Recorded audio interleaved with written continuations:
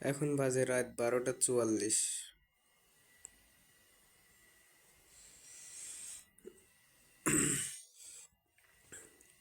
সারাদিন গরমে বাঁচা যাচ্ছে না।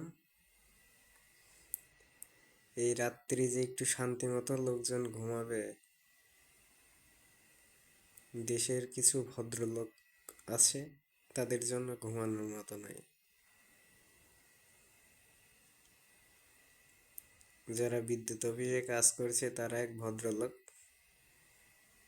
তারা তো নিশ্চিন্তায় ফ্যানের নিচে আছে, সমস্যা নাই। আর বাদ বাকি লোকগুলো জাহান্নামে যাক, তাদের কিছু যায় আসে না। আর দেশ পরিচালনা করছে আর এক ভদ্রলোক, সে তো কঠিন ভদ্রলোক। কিছু তো বলা যাচ্ছে না তাদেরকে। তারা হলো দেশের প্রধানমন্ত্রী, দেশ পরিচালনা করছে, তাদেরকে কিছু বলা যাচ্ছে না। তারা হলো কঠিন ভদ্রলোক।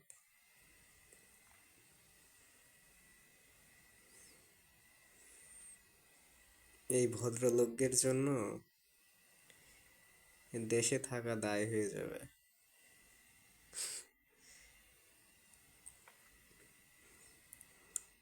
ভদ্রলোকরা যে কারসাজি শুরু করেছে, লোডশেডিং, তেল সংকট, তারপর গ্যাস সংকট,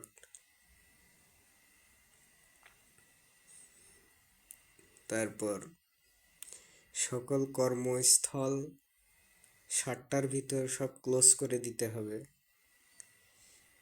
আর 2 দিন পরে দেখা যাচ্ছে যে তুমি যে বাসায় ঘুমাবা বা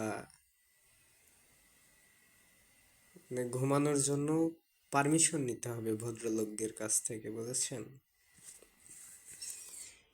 এই গরমের ভিতরে কত পরিমাণে ভদ্রলোক হলে,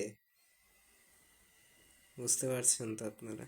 কত পরিমাণে ভদ্রলোক হলে এই গরমে, এই সময়ে লোডশেডিং দিতে পারে।